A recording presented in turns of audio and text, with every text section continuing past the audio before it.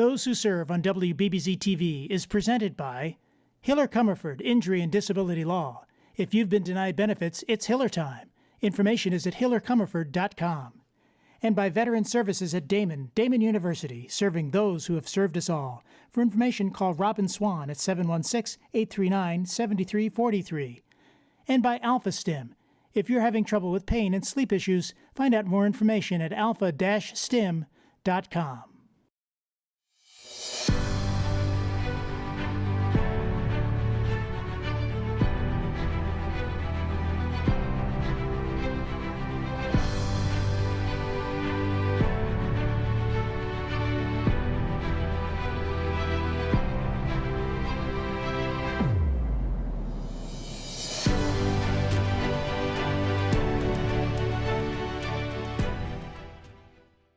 Hi, I'm Terry McGuire with Those Who Serve, and I'm here with a great friend of mine from the past, Bill Mariani, who's a former soldier of the Afghanistan conflict back in the 2006-2007 timeframe, and say thank you, Billy, for being here today.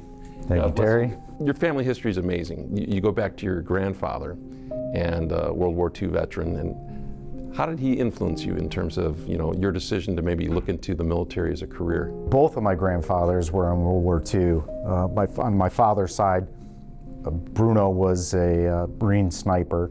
My mother's father was a medic with the Army. I had strong male representation in my family. They were both steel workers as well, but they never really pushed me into the military. And I think when I first kind of discovered my path was actually through athletics. 12, 13 years old, and I got the opportunity to go to West Point's lacrosse camp, and that was my first exposure.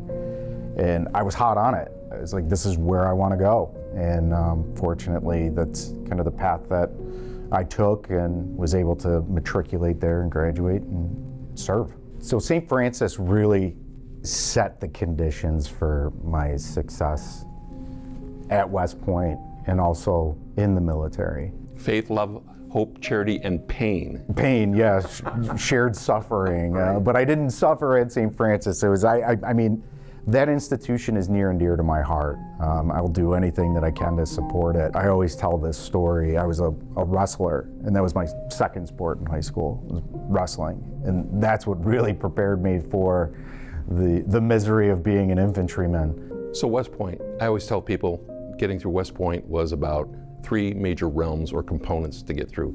The physical, you had to be physical, sound, mind, body, enough to get through. The emotional, had me deal with a lot of different things there stress-wise. And then the academic realm. Did you have any particular realm that gave you a great deal of difficulty? It was the academic portion. So I was recruited to go to West Point for lacrosse. And I remember sitting down with the coach, and the conversation was, we can get you right in, but your math scores aren't great. So I opted for West Point's prep school. It was probably one of the better decisions that I made in that regard. So fast forward, now we're basically into Afghanistan. Yeah. And what was your mission there? Where were you assigned, and how did it go from there? So I was stationed at Fob Tillman, which was in Paktika province in Lawara, Afghanistan. So it was right on the border of Afghanistan and Pakistan. So eastern part of the country. Typical infantry mission there, find, fix, destroy. So we would patrol daily. We had the border to contend with. Typically in Afghanistan, during the winter months, there's a lull in the fighting because a lot of the mountain passes leading into Pakistan are snowed in. So the insurgents can't, travel through those mountain passes. Well, we didn't really have that where we were because they had this big wide open area called the Dashta, where they would infill in at will. With the exception of us interdicting them from our observation posts that were out on the border. So we were pretty busy, and a lot of the incidents that we were involved in were folks coming out of Pakistan into Afghanistan. You're on patrol, or you're on the way to an objective, and you received some contact. Can you describe that, what that was like? Yeah, a lot of times you couldn't tell where they were shooting from. They were kind of holed up on the ridge lines, and you would just react to contact, simple react to contact drill. Get out of the kill zone, maneuver, incorporate your assets. If you could get air on station, you would incorporate air. Like I said, I had 60 millimeter mortars with me, immediate effects. Like our mortar guys were phenomenal. They would be immediately out of the vehicles hanging mortar rounds. So that's kind of like how a fight went.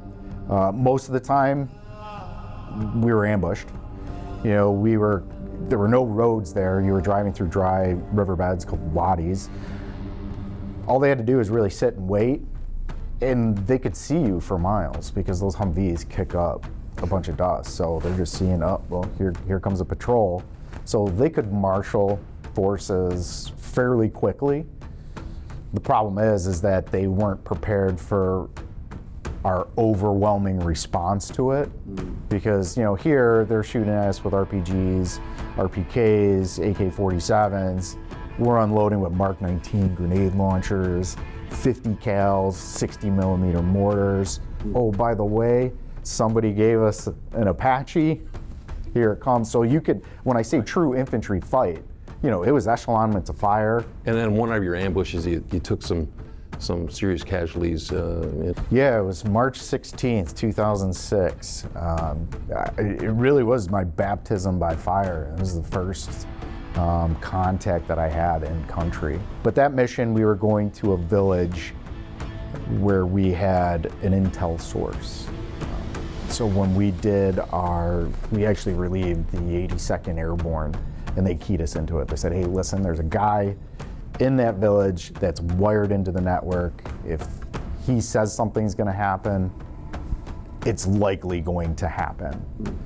So I was going there to meet with him to see if there was any intel. And it's funny, I developed a relationship with him over cans of Copenhagen snuff. Sure. Yeah, I was the lead vehicle, which is a little bit out of the norm.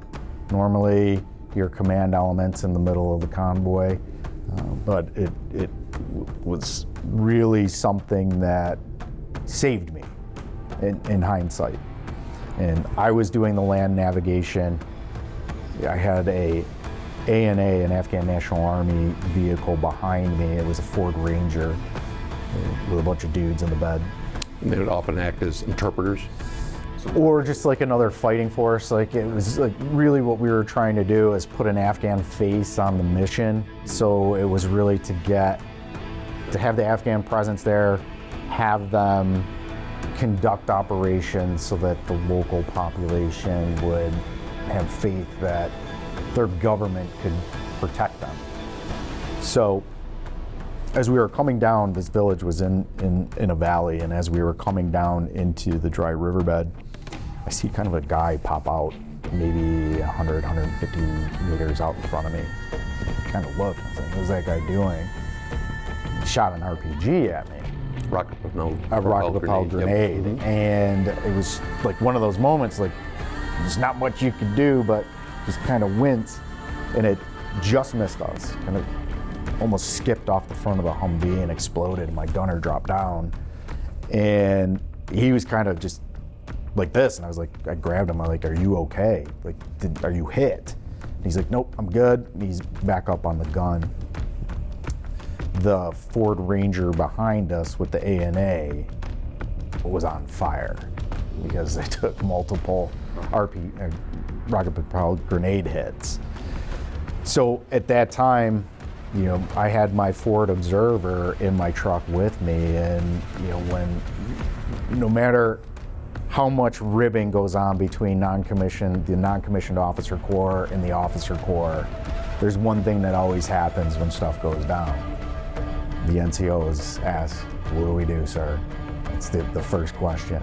And I'll admit, it was, in that fight, flight, or freeze response, I hit freeze.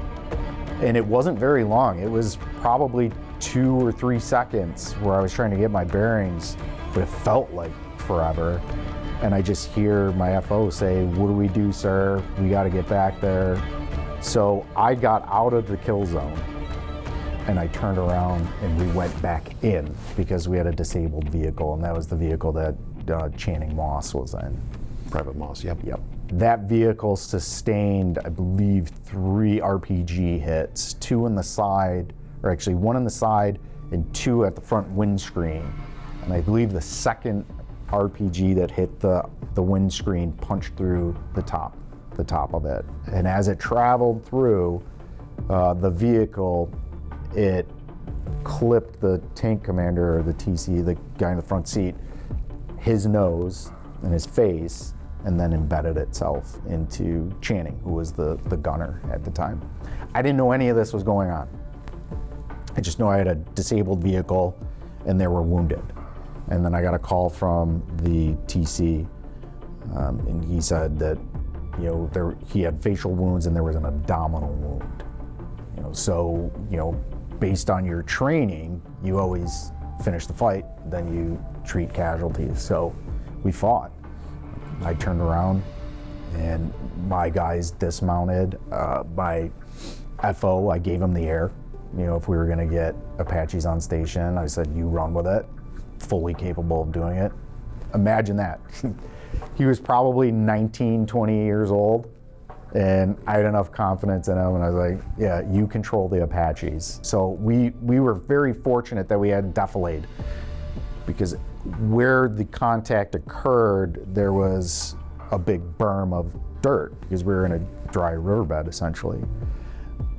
So there was a lot of rounds skipping off of that, and you know, we were subject to plunging fire. All these guys were on a ridge line, but we had immediate effects with the mortar rounds. My guys on the 50 cals were already rocking. And the Afghan National Army, there were a couple that were wounded and one was dead. So we took the wounded and the Afghan National Army soldiers, we put them in my truck. I wasn't in my truck, I had my radio, I was good to go. Put them in my truck because they were just targets. They didn't have ammo. I mean, you would check their magazines, they'd have a magazine that would maybe have like 10 rounds in it. But you were able to extract and make your way out and get back to, you know, attending to the needs of those. Yeah, and I really owe it to the mortar team. I think they fired around 72 60 millimeter mortar rounds. Wow. So much that it warped. You know, the 60 millimeter mortars have that trigger fire mechanism on the bottom. They warped the trigger fire mechanism, and like rounds were just cooking off out of the tubes. But I think that really saved us, or at least helped us out tremendously. It gave you a way to extract, providing covering fire. And we really didn't move all that much because there was nowhere to go. You know, if you went forward, you know, you were in a choke point. If you went back, you were going up a hill. So the only place that we really could do the medevac was at the troops in contact site where we took contact, calling up the 9-line medevac request. And I reported my 2 casualties. And I reported that Channing had an abdominal wound, but at that time I had seen what had happened. And Channing was very fortunate that he had our medic in the truck with him. So, and his name was Doc Angel. And at this time, you observed that he had an RPG round in his... Yeah, they were getting him out of the vehicle, and I was just like, what is that? Because Doc, you could see the tail fins, but Doc had stabilized the round, and he wrapped it with like gauze and everything. And Channing was awake the whole time. Like, he knew what was happening. So I called up the 9-line, and I omitted that he had an RPG in him, because there was I didn't know. I mean, we always were taught that if somebody has live ordnance in them, they're expectant. You just put them aside and you make them comfortable until eventually they expire. And I felt like I needed to give them a shot. And so I omitted that. The medevac came out, and to that crew's credit, without question, they're like, put him in the bird, get him in the bird. So they flew him out to our forward field medical station. So we get him on the bird, medevaced out. You're back at the aid station or the forward operating base. What happened from there? I was not. I wasn't on the bird. So we did our battle damage assessment while he was getting evac. So it wasn't until later that night where we got a report that Channing was stabilized. They were moving him to Bagram and then to Landstuhl. Back in Germany. Back in Germany. So we didn't we didn't know until later that evening. As far as what happened, in the operating room, I mean, that's been documented on the news, but I wasn't there. Interesting how they handled that. Must have been pretty harrowing, obviously, but going forward. I did meet both the surgeons. It was probably, I was still in the military, and I went down to Walter Reed to go see him, and the surgeons were there as well. I recall him telling me that, he said he gave people the option. He said, listen, they didn't know that they were getting a guy with live ordnance in them. So when he came in, he said, listen, if you're not comfortable staying here, you're free to leave. No judgment, no questions, but we're gonna work on this guy. Nobody left. Wow. Yeah, nobody left. It's incredible. I know that this is a very obviously traumatic experience, and going through that and several other missions in your tenure and 16 months in country, that's a long time. How are you dealing with it? How are you doing with it so far? I'm good. I'm very fortunate. I'm very fortunate that I had a support base when I came back. That's not to say that the transition from the military into the civilian world wasn't difficult. It was. It was tough. And with residuals from combat, take responsibility to make sure that I navigated through that process appropriately. Mm-hmm. And I really give a lot of credit to my wife, because I went through, so I took advantage of services through the VA, mainly the vet centers, and I went through counseling there. A lot of the counseling was either talk therapy or CBT, cognitive behavioral therapy. And I would start it, and then I would get tired of it, and then stop, and then go self-medicate, and find myself back into that. It was like a cyclical process. And it wasn't until my wife, she was training, or she did a course to be able to teach yoga. And there was a therapist that, and it was like trauma-informed yoga, or it was yoga for people that suffered trauma. And there was a gentleman that presented about trauma. He was a therapist. My wife's like, you gotta contact this guy. So I did, and he uses a method called EMDR.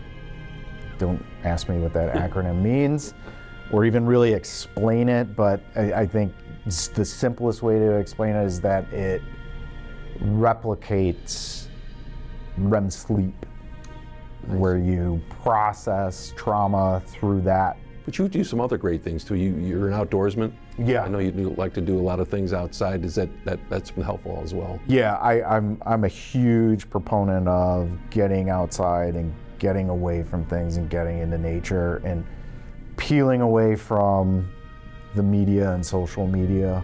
Getting that phone. Don't leave the phone behind to a certain extent.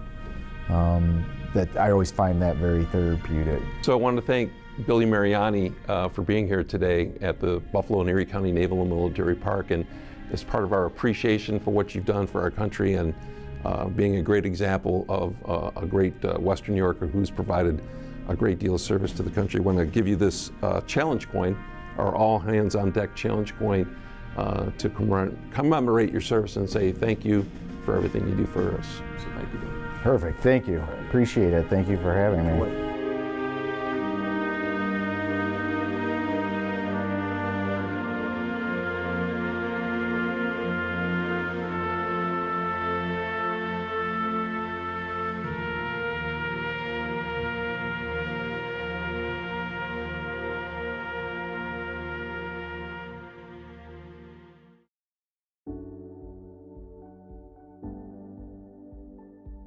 Hello, I'm Terry McGuire, veteran and host of Those Who Serve, and today we're here at Daemen University with Robyn Swan, and Robyn Swan is the Director of Veteran Services here at Daemen University.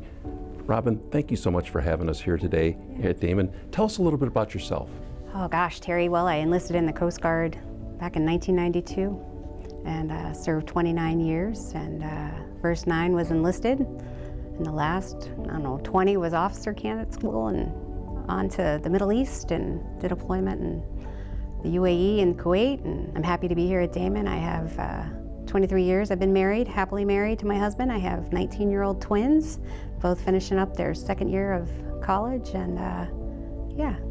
Outstanding. Tell us a little about that Coast Guard career, because that to me fascinates me, because as an Army veteran and a lot of Navy veterans, Air Force veterans, Marines, we don't get a lot of information about the Coast Guard as much as we would like. Tell us about what you did in the Coast Guard. Well, I think you would say that I'm a puddle pirate, right?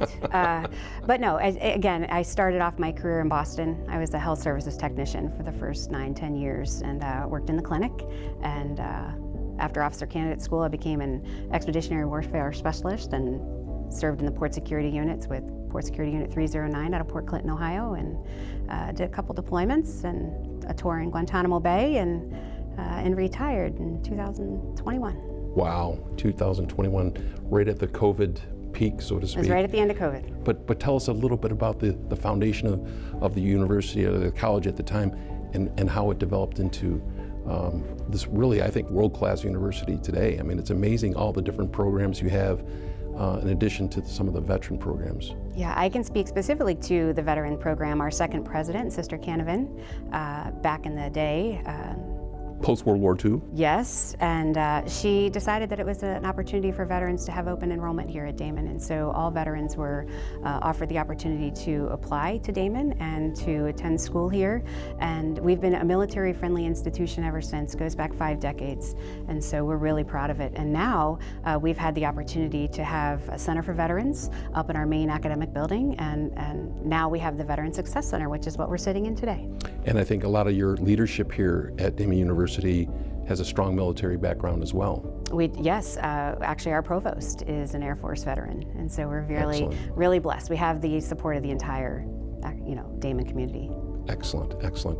You know, to me, when I think of Daemen and think of the past in terms of all the veterans that have come here and other universities throughout Western New York, and tell me what you feel separates Daemen University for your veterans program versus some of the other local universities. Well, our veteran promise, for sure. You transitioned out of the service, and I've transitioned out of the service, and that is a very difficult thing to do. And so you go from a regimented program of being told what to wear, when to wear it, where to be, and what the mission is, and suddenly, as a transitioning military member, you have to make a decision. When you lay down the military and you decide to retire or get out, you have to make a decision as to how you're going to change your life and move forward. And so Daemen presents the opportunity for veterans and military line students to come here and engage their full GI Bill benefits.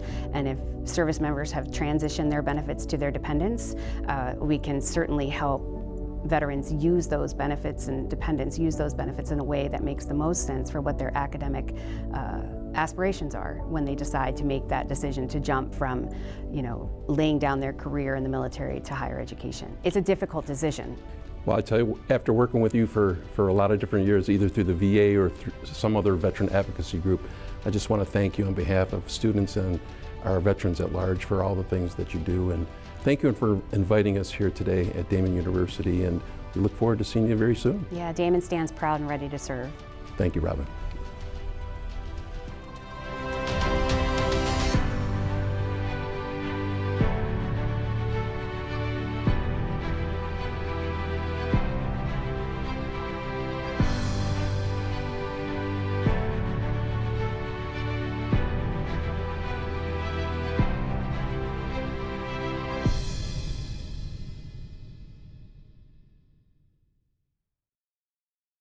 Those Who Serve on WBBZ-TV is presented by Hiller Comerford Injury and Disability Law.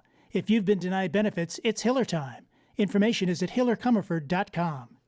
And by Veteran Services at Daemen University, serving those who have served us all. For information, call Robyn Swan at 716-839-7343. And by AlphaStim. If you're having trouble with pain and sleep issues, find out more information at alpha-stim.com.